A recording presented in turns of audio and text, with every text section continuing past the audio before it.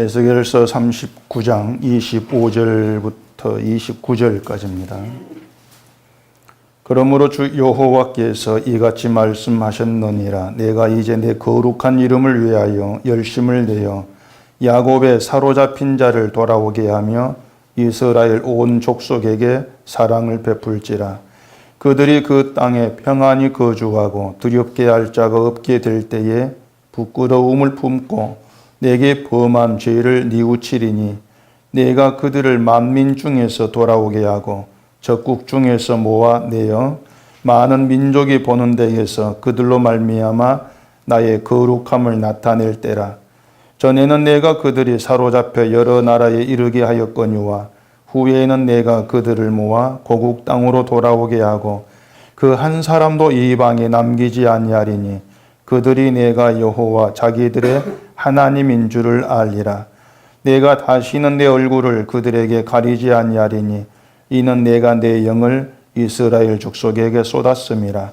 주 여호와의 말씀이니라. 아멘. 기도하겠습니다. 하나님 아버지, 이 시간도 저희들 말씀 앞에 나오게 하심을 감사합니다.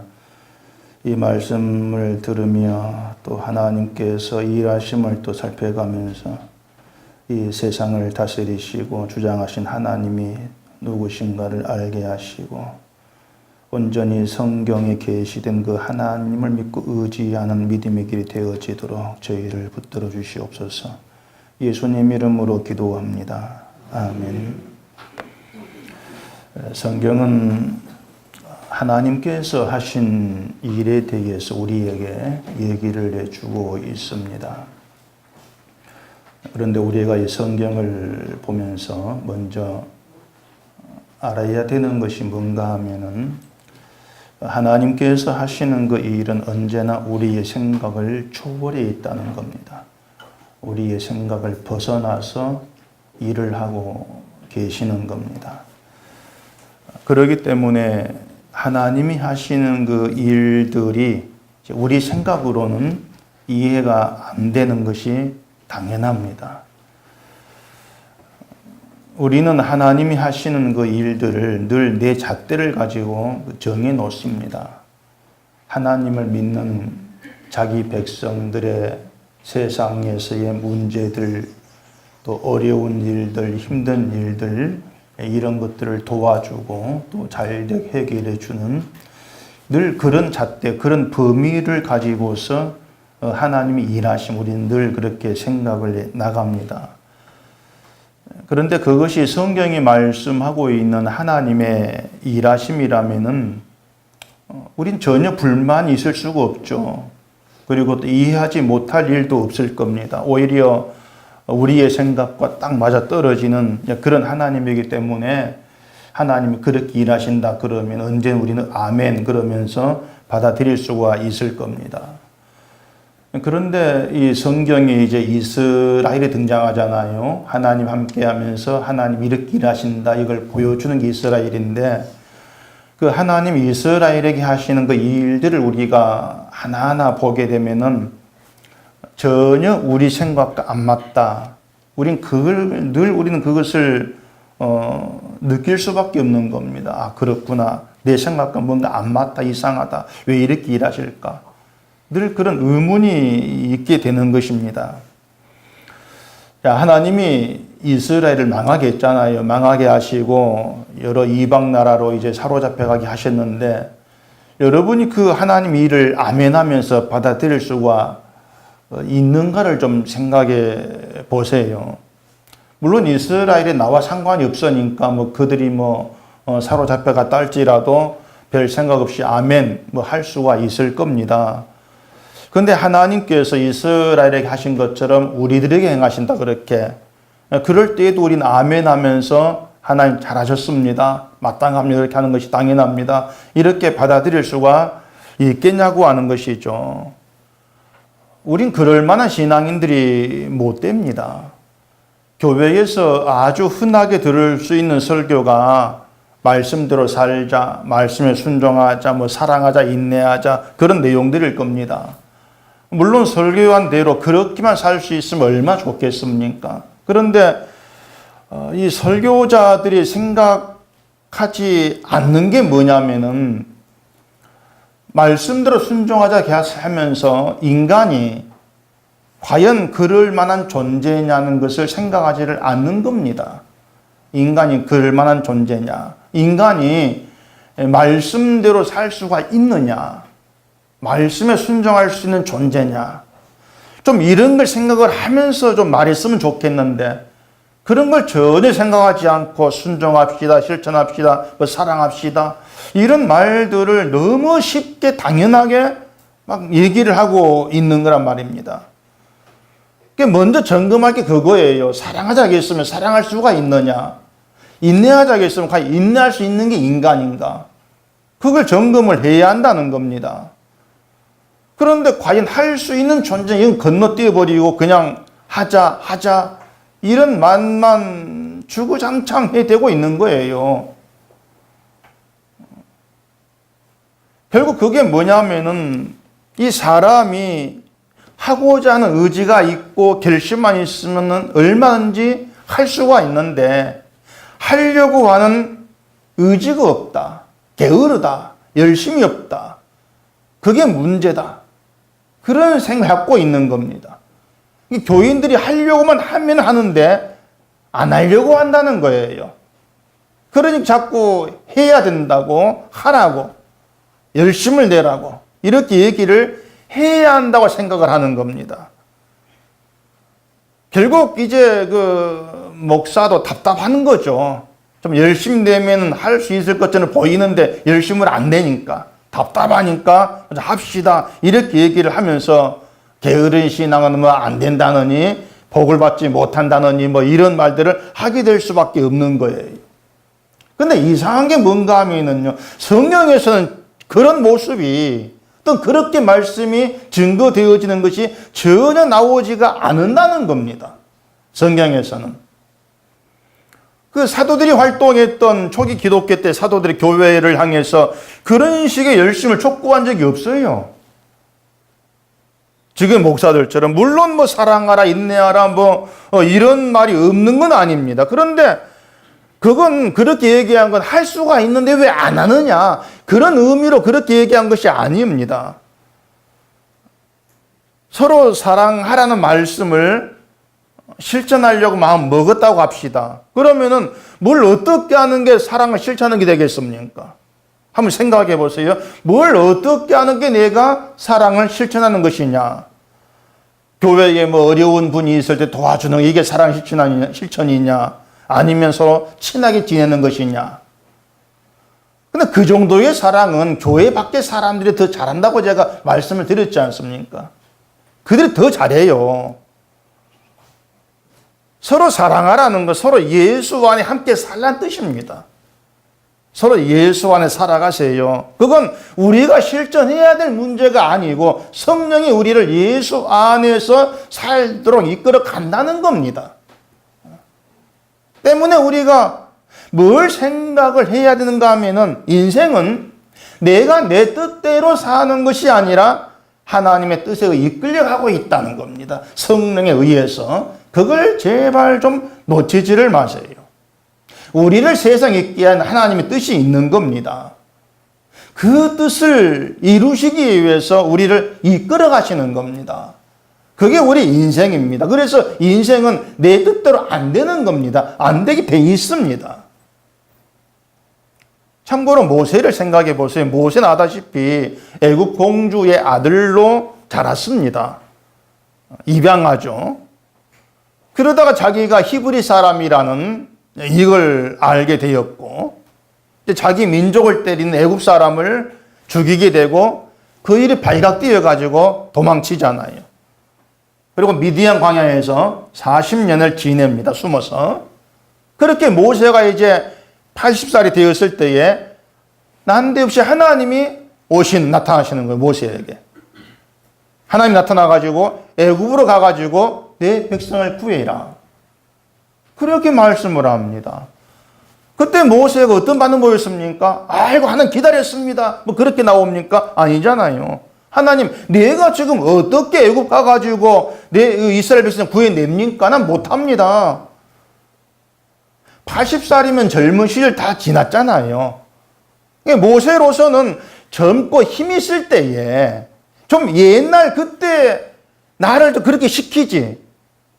그동안 가만히 있다가 계시다가 나이가 들어가지고 힘 다 이제 떨어졌을 때에 이스라엘을 구해내라.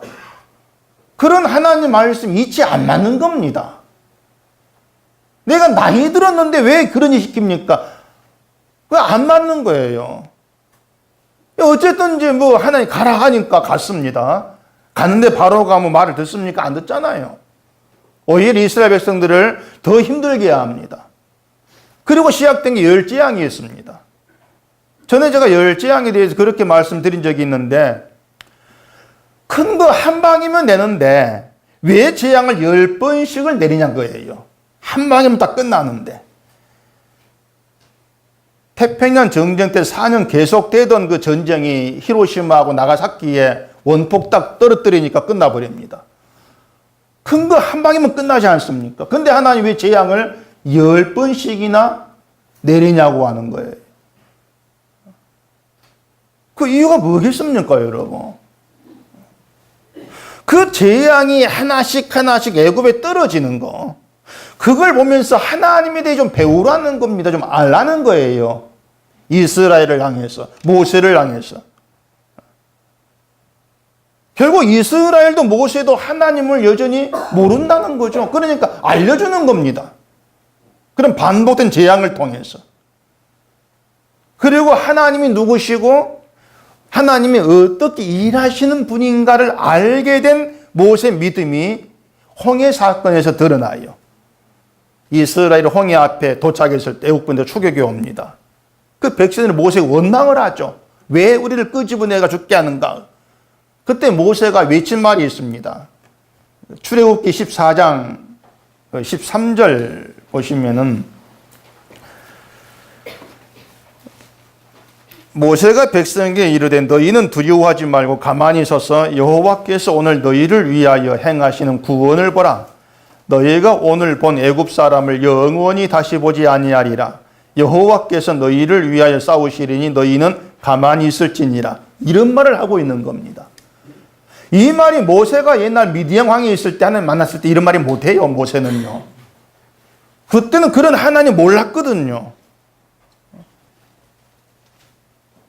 근데 그 열재앙을 통해서 애굽을 누르고 이스라엘을 끄집어내는 그 하나님이 하신 일, 그걸 보면서 뒤쫓아오는 애굽 군대도 하나님의 손에 있어. 그걸 이제 모세가 안 겁니다. 하나님께서 애굽 군대를 죽여버리고 너희를 구원할 거야. 너희는 가만히 있으면 돼. 그런 믿음, 그걸 배우게 된 거예요, 모세가. 그건 분명히 모세가 미디안 광에 있을 때 모습과 다른 모습입니다. 그러니까 하나님이 누구시냐? 어떻게 일하시느냐? 조금이면 이제 뭔가 알게 된 거예요. 그래서 하나님이 애국 군대를 부수고 이스라엘을 구원할 거야. 그렇게 믿은 거예요. 근데 하나님은 그런 모세에게 이렇게 얘기합니다. 그 출애굽기 14장 15절 보시면은 여호와께서 모세에게 이르시되 너는 어찌하여 내게 부르시느냐? 이스라엘 자손에게 명령하여 앞으로 나아가게 하고 지팡이를 들고 손을 바다 위로 내밀어 그것이 갈라지게 하라. 이스라엘 자손이 바다 가운데서 마른 땅으로 행하리라. 뭔가 하면은 모세가 가만히 있어라. 하나님이 애국군을 쳐부숴 낼 거야. 그렇게 말씀한 것도 아직 여호와가 누군가를 모른다는 거예요. 아직 부족하다는 겁니다.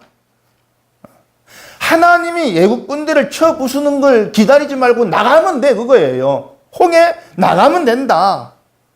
앞으로 나가면 되는데 왜 부르짖냐는 것이죠.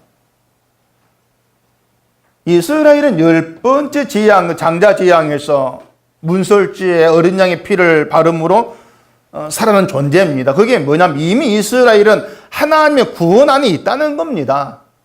이미 구원에 들어있다는 거. 그렇기 때문에 따로 구원을 위해서 자기들 목숨을 위해서 하나님께 부르짖을 필요가 없이 구원 안에 있는 자로서 앞으로 나가면 된다. 하나님은 모세 그렇게 가르쳐 가시는 겁니다. 모세를. 그래서 열재앙도 단순히 애국 군대를 혼내가지고 항복시키려는 그런 재앙이 아니고 이스라엘과 모세로 하여금 하나님이 누구신가를 배우게 하는 겁니다. 배우게 하시고 알게 하기 위한 하나님의 교육이죠. 교육 현장이었어요. 호세아 선지자가 우리가 여호와를 알 때 힘써 여호와를 알 때 외쳤지 않습니까? 그러니까 하나님을 아는 것이 이스라엘을 향한 하나님의 뜻이고 목적이다. 이걸 호세아가 알고 있던 겁니다. 딴 게 중요한 게 아니고 여호와를 아는 것, 이게 중요한 거야. 저는 바로 그것이 저와 여러분을 향하신 하나님의 뜻이고 목적이라고 생각을 합니다. 여호와를 안다는 것. 그래서 하나님을 위해서 일한다는 그 명목으로 열심을 내는 이것이 우리에게 주어진 사명이 아니라는 겁니다. 그게 우리 사명 아니에요. 하나님을 아는 게 중요하단 말입니다. 하나님을 아는 이것은 교회 와가지고 뭐 설교 듣고 성경 공부하고 그래서 자동적으로 알아주고 절대 그렇게 되지 않습니다. 여러분의 삶에서 하나님 이런 부분은 경험돼야 됩니다.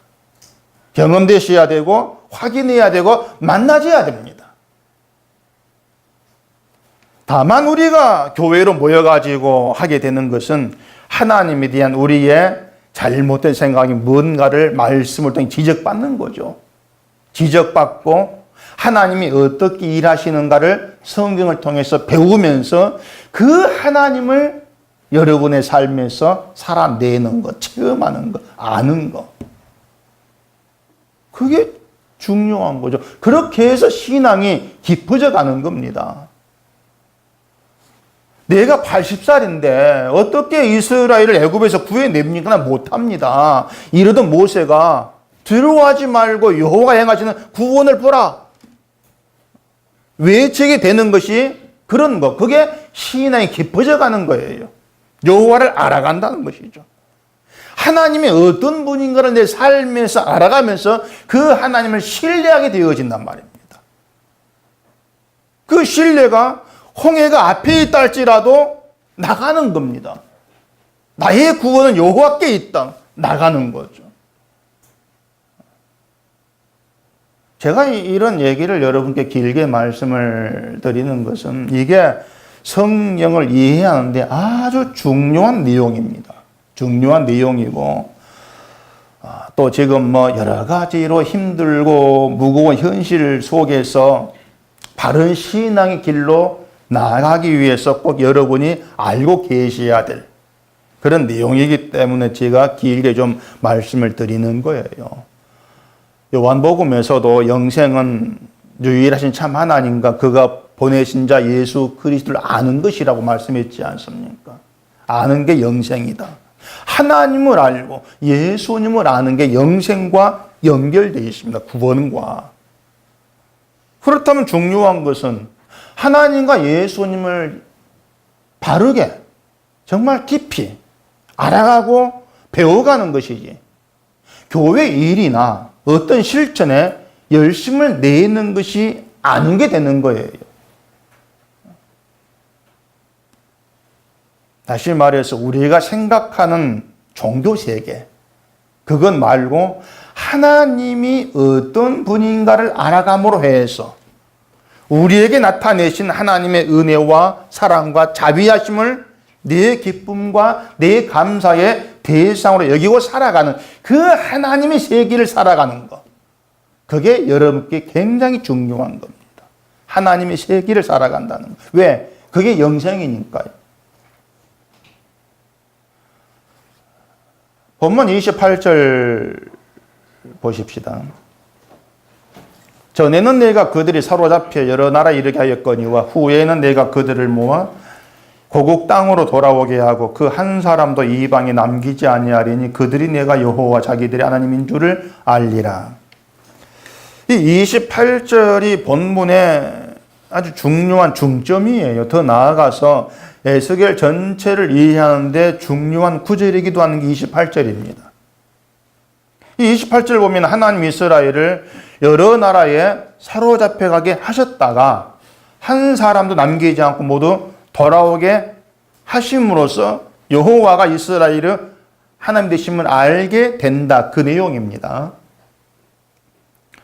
이 내용은 신자가 현재의 삶을 어떻게 생각을 해야 되고 또 현재의 삶에 취해야 될 신자의 삶의 태도가 어때야 되느냐.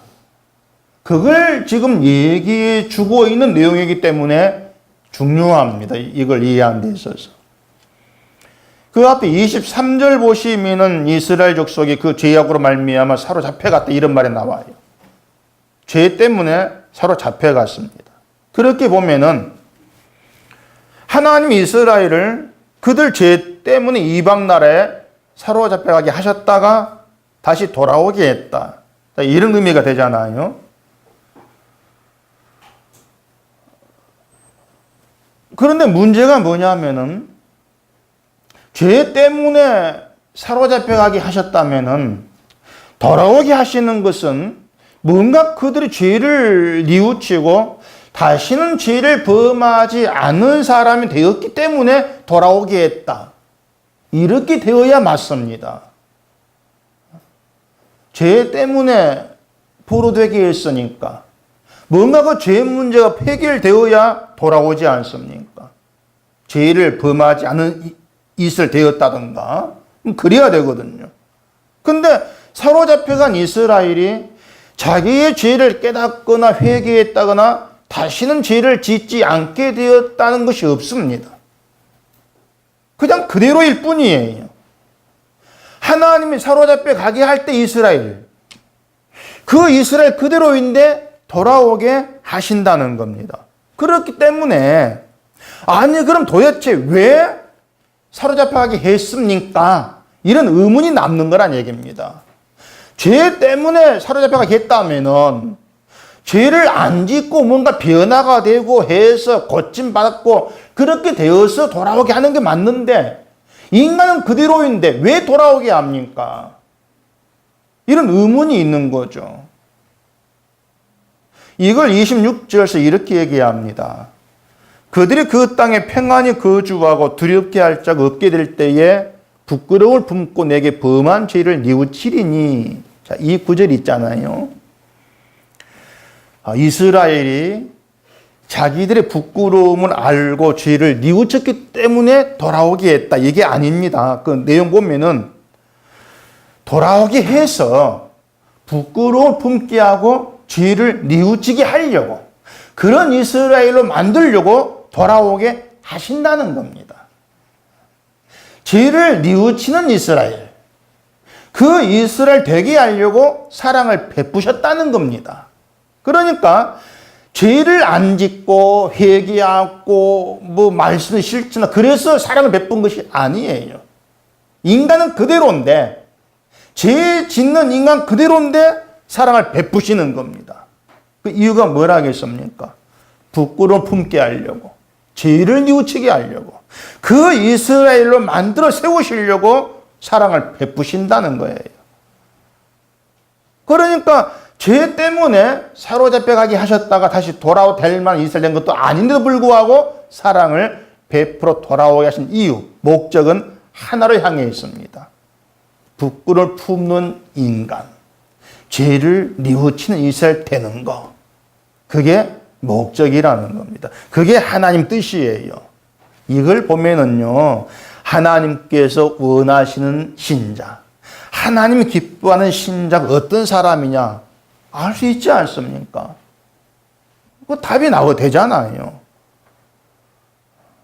근데 지금의 기독교가 하나님이 기뻐하는 신자를 하나님 앞에서 부끄러움을 품고 죄를 뉘우치는 신자로 말하지를 않습니다. 저는 지금의 기독교에서 그런 말을 들어보지를 못했습니다. 아니 어떻게 부끄러움을 품고 죄를 뉘우치는 그것 하나 가지고 그것만 가지고 하나님이 기뻐하는 신자로 인정될 수가 있느냐? 어찌 그게 하나님 기뻐하는 것이냐? 그런 생각만 할 뿐이란 얘기예요.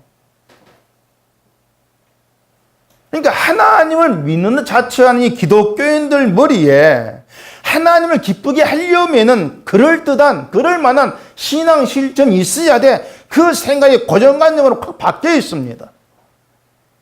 얼마나 단단히 박혀 있는지 빠지지가 않아요. 빼낼 수가 없습니다.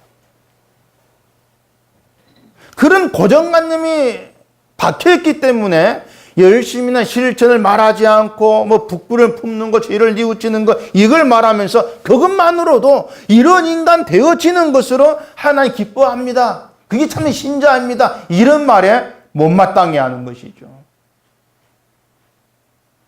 그럼 아무것도 하지 않아도 된단 말이냐 뭐 이런 식으로 말입니다. 아니 어떻게 열심도 없고 실천도 없는데 하나님 기뻐한 신자라고 할 수가 있느냐는 거예요.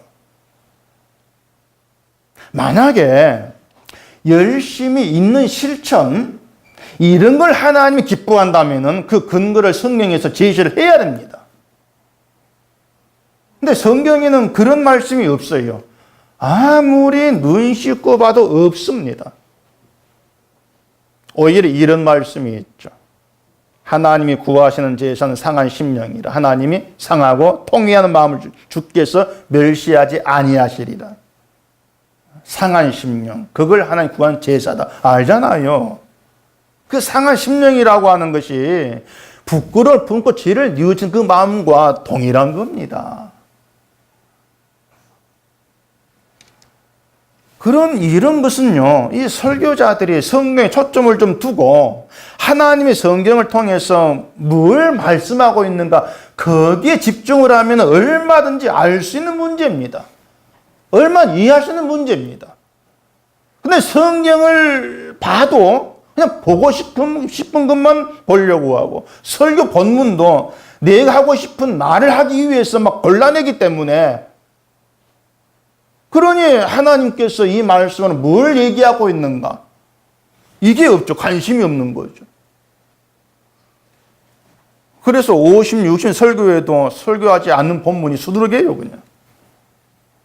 영국의 침묵의 목사 한 분이 목회자가 결코 설교한 적이 없을 것 같은 성구, 이걸 소개한 이야기가 있어요. 한 10가지 막 쫙 얘기했던데, 그 하나가 뭔가 하면은 그 창세기에 롯의 두 딸이 아버지를 술 취하기 위해서 동침해가지고 두 아들 낳은 거. 그건 설교 못할 거다. 이렇게 얘기합니다.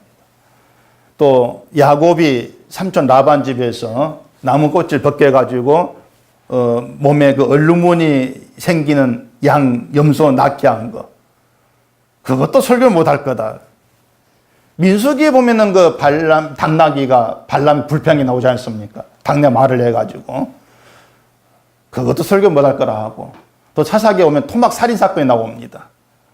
아마 최초의 토막 살인 사건일 거예요. 그것도 설교 못할 거라 그러고. 또 사무엘 상에 보면은 다윗이 블레셋 사람을 공격하면서 어린아이까지 죽여버립니다. 무자비하죠. 다윗 그러면 어떤 사랑이 좀 있어야 될 건데 그런 모습 보면서 그것도 설교 못할 거야. 또 엘리사가 대머리였거든요. 그 대머리 엘리사를 조롱했기 때문에 조롱한 아이들을 숲에서 곰이 나와가지고 다 물어 죽여버립니다. 그런 것도 설교 못할 거다 그러고. 또 열왕기에 보면은 도끼가 연못에 빠져요. 그걸 엘리사가 나뭇가지 던지고 도끼가 물에 둥 떠오릅니다. 이게 뭐 성경인지 뭔지. 그러니까 그런 내용들을 설교 못할 거다. 뭐 그렇게 얘기를 합니다. 저는 다 했잖아요. 뭐 설교를 계속 이어가니까 이건 좀 어려운데 빠질 수가 없습니다. 그럼 제가 그런 설교 자랑이 아니고 그러니까 왜 그 내용으로 설교를 못하냐 그 말입니다. 왜? 고정관념이 있는 겁니다. 성경은 윤리 도덕적이라야 돼. 또 인간의 상식에서 벗어나지 않아야 돼. 성경 거룩한 말씀이야. 그러니까 뭔가 추잡한 그런 일은 아마 성경에 없을 거야. 근데 나오거든요. 그러니 고민스러운 것이죠. 설교가 힘들어지는 거예요.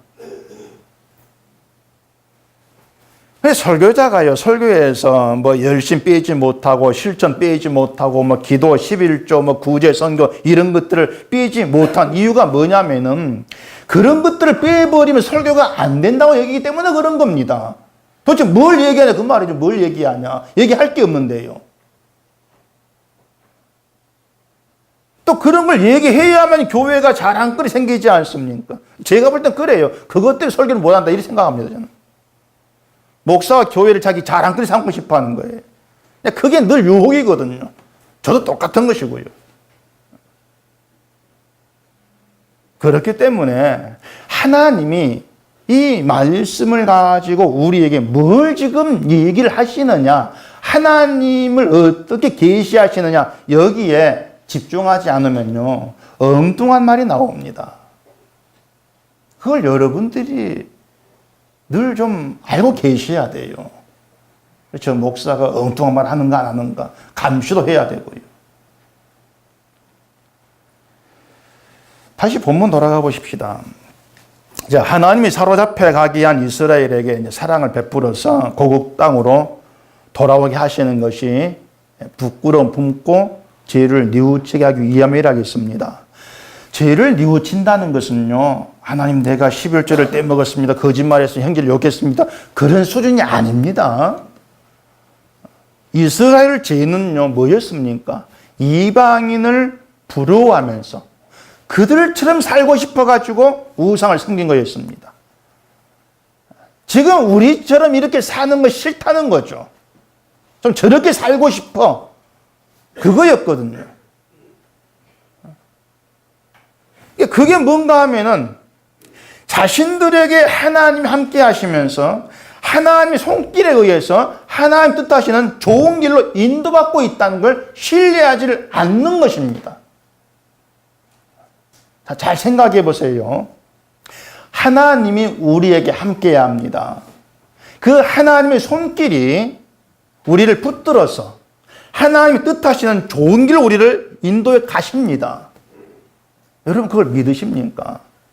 그걸 믿으신다면요, 지금의 형편이 내가 생각하고 기대하는 것이 아니라 할지라도 난 하나님의 인도 아래, 손길 아래 난 좋은 길로 이끌려 가고 있다.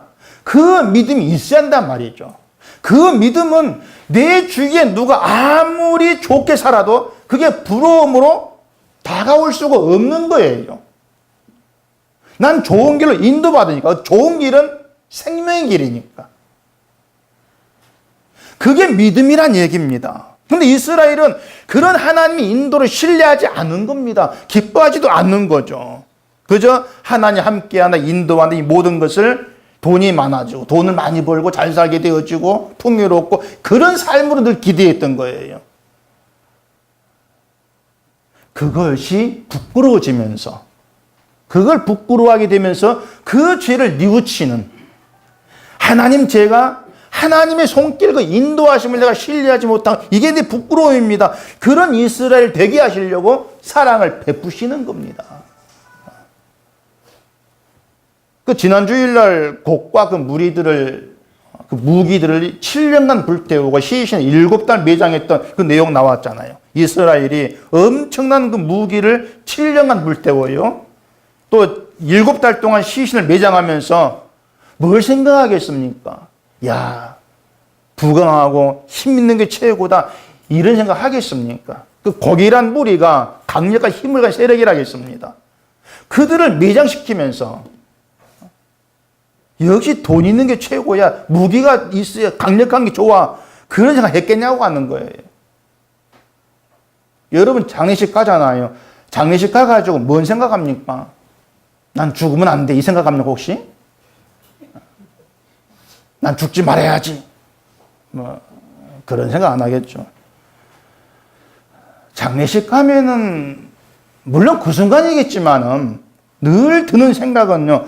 그래 맞다. 죽으면 다 부질없다. 그 생각 기본적으로 들지 않습니까? 죽으면 다 부질없는 거다. 그걸 우리가 모르는 게 아니잖아요. 죽으면 다 부질없다는 거. 그럼에도 떨쳐버리지를 못하는 건 세상 살아가려면 역시 이것 필요하고 저것도 필요하고 다 있어야 돼. 그걸 떨쳐버리지를 못하는 겁니다. 그래서 하나님은 우리가 두 발 딛고 살아간 이 세상에서 우리의 그런 생각을 뜯어 고치고 하나님을 아는 백성 만드시려고 이 세상에 하나님의 계시를 드러내시는 겁니다. 땅을 흔들기도 하시고요. 물론 모든 걸 쓸어버리기도 하시면서 이 세상과 역사를 하나님이 이끌어 가시는 보이시는 겁니다. 그걸 보는 사람이 신자죠. 신자 아닌 사람이야 물론 단순히 지진이구나 홍수구나 이렇게 생각하지만 신자는 하나님의 계시다. 그렇게 볼 수 있어야 되겠죠. 모든 게 하나님의 손길 아래에 있다. 아, 그거구나. 그렇게 나가셔야 되죠. 그게 배우는 것이거든요. 그 앞에 21절 보십시다. 내가 내 영광을 여러 민족 가운데에 나타내어 모든 민족이 내가 행한 심판과 내가 그 위에 나타낸 권능을 보게 하리니 그날 이후에 이스라엘 족속은 내가 여호와 자기들이 하나님인 줄 알겠고. 이스라엘이 여호와가 자기들이 하나님이라는 것을 생각지를 못하는 것은 자신들 처지 때문에 그렇습니다. 이방 나라에 사로잡혀 있다는, 고통을 받고 있다는. 그러니까 여호와가 자기들 하나님이라면 그럴 수가 없다는 생각이에요. 그럴 수가 없지 하나님이라면 그 생각입니다.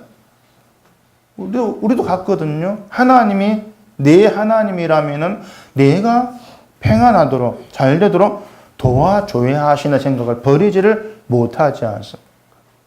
그게 기독교인들 생각하는 하나님 세계예요. 하나님 내게 함께 하셔서 내 방패가 되어주시고 그래서 어려움 없이 편히 살게 해주시는 거, 그런 하나님의 세계를 늘 생각한단 말입니다. 세상도 신을 그렇게 생각하지 않습니까? 그래서 곡과 그 무리가 이스라엘을 마음 놓고 침략하는 것도 이스라엘을 하나님이 함께한 족속으로 안 보는 거예요. 왜? 자기들에 비해서 아무것도 아니거든요. 이스라엘이 사로잡힌 걸 본 세상이 이스라엘에게 하나님이 함께한다. 그 생각을 하겠습니까? 안 하죠. 무너지고 잡혀가고 고통당하고 이걸 보면서 이스라엘이 말한 여호와 없어. 이리 생각하지 않겠습니까? 그래서 하나님은 자기 힘으로 살아가는 자들을 심판하시고 이스라엘을 돌아오게 하심으로써 세상이 하나님의 손길 아래에 있다. 이걸 보게 하시는 겁니다. 그게 하나님의 자기 계시예요. 때문에 신자는 세상을 보는 것부터 달라야 됩니다.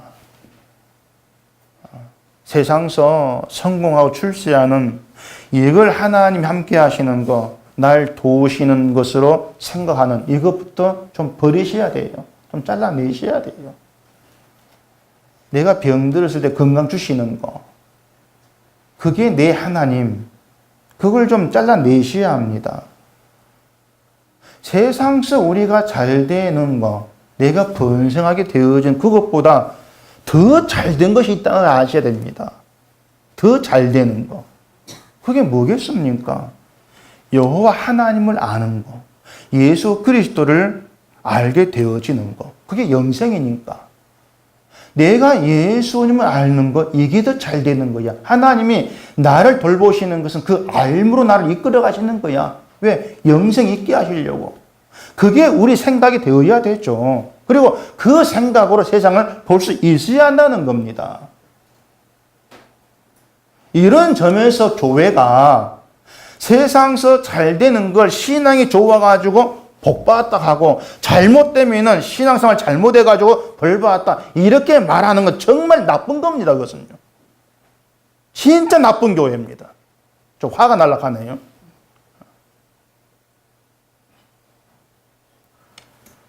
기독교인들은요, 하나님이 세상에서 스스로를 드러내고 계신다는 걸 깊이 생각하셔야 됩니다. 그래야 세상 일들이 우연히 안 되는 거예요. 우연이 아니고 하나님이 살아계시 우리에게 알게 하시는 하나님 일로 볼 수가 있는 겁니다. 하나님 일하십니다.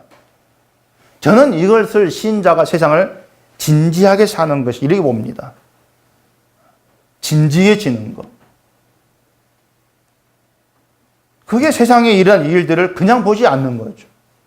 하나님의 자기 계시구나. 하나님 손가락에 있는 걸 보이시는 것이구나. 그래야 좀 정신이 차리지 않겠습니까? 한 1초라도. 우리가 이런 생각으로 세상을 보게 되어지면요, 우리에게 베풀어진 하나님의 사랑과 은혜보다 내가 이 땅 현실에 더 치우쳐 살고 있구나. 그게 나구나. 그걸 보게 되어집니다. 그게 보여져야 돼요. 내가 현실에 치우쳐 살아간다.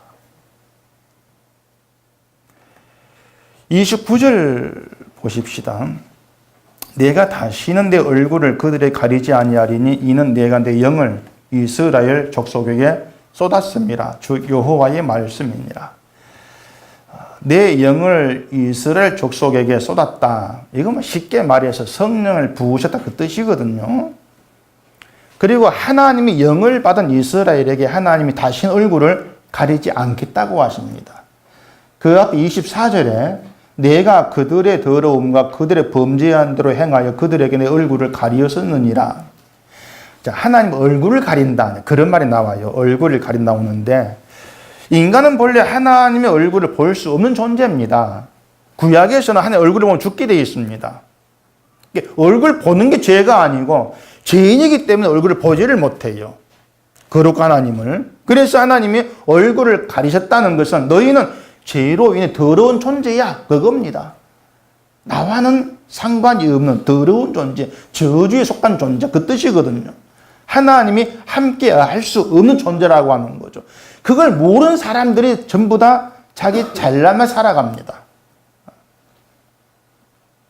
전도를, 저는 책에 보니까 전도를 고구마 전도 같은 기억이 안 나는데 1000명이 전도했던 그 책이 있더라고요. 전도를 1000명을 해도요, 결론은 하나님의 얼굴을 가린 자입니다. 우리는요. 내가 뭘 해도 하나님의 얼굴에 가린 것을 걷어낼 수가 없습니다. 근데 다시는 하나님 얼굴을 가리지 않겠다. 이렇게 선언하신 그런 대상인데 그들이 누구냐면 하나님의 영을 받은 사람들입니다.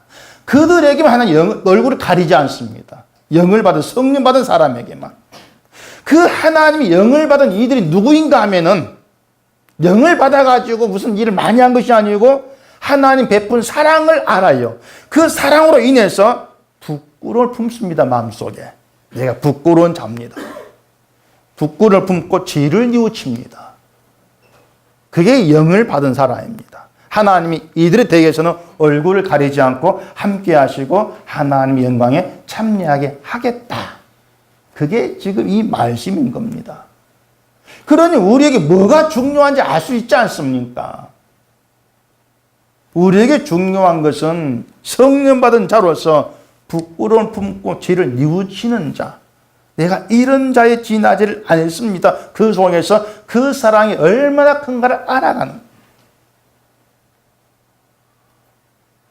지금 이러한 말들이 여러분의 마음에 얼만큼 좀 다가갈지를 제가 모르겠지만 쉬운 일은 아닐 거예요.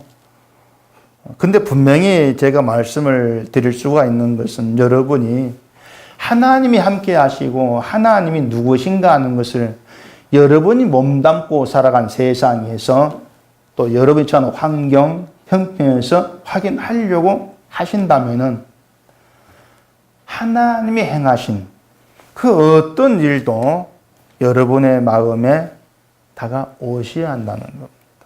그 사랑, 그 행하심 속에서 내가 이러한 형편에 처했다 할지라 나는 하나님의 사랑 속에 있는 존재구나. 그게 믿음이 되셔야 돼요. 그래야 뒤에 애국군이 쫓아와도 두려워하지 말아라 말이 나오죠. 그리고 더 나아가서는 앞에 홍해가 있어도 나아가는 거죠, 그냥. 그게 신자됨이 아니겠습니까? 이스라엘은요, 스스로 이번은 못 돌아와요. 자기를 사로잡고 있는 이방 나라의 힘을 이길 힘이 이스라엘에 없습니다.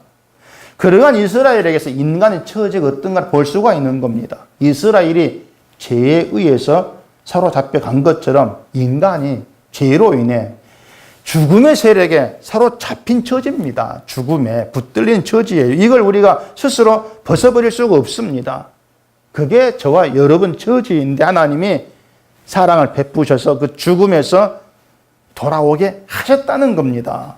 어디로 옵니까? 하나님의 약속의 땅 예수 그리스도 안으로 생명으로 돌아오게 하신 겁니다. 그 세력을 다 무너뜨리시고 말이죠. 그게 저와 여러분께 베풀어진 사랑이에요. 그 사랑을 제발 이 땅의 것 가지고 저울질하지 마시고 비교하지 마시란 얘기입니다. 때문에 신자는 세상 어떤 사람이라 할지라도 죽음의 세력에 갇힌 자, 그렇게 볼 수 있어야 돼요. 그 사람이 가진 게 뭐냐? 이것이 아니고 뭐에 사로잡혀 있는가? 이걸 보셔야 한다는 것이죠. 그러한 신자가 하나님의 사랑을 알게 되고 그 사랑에 의해서 부끄러움을 품고 죄를 뉘우치는 것. 그게 구원입니다. 그게 구원된 거예요. 그래서 구원된 자는요, 하나님의 은혜와 사랑에 매이고 그게 감사의 대상. 그게 기쁨이 되는 것이지 뭔가 보답해 보려고 열심히 하겠습니다. 이렇게 나오지를 않습니다.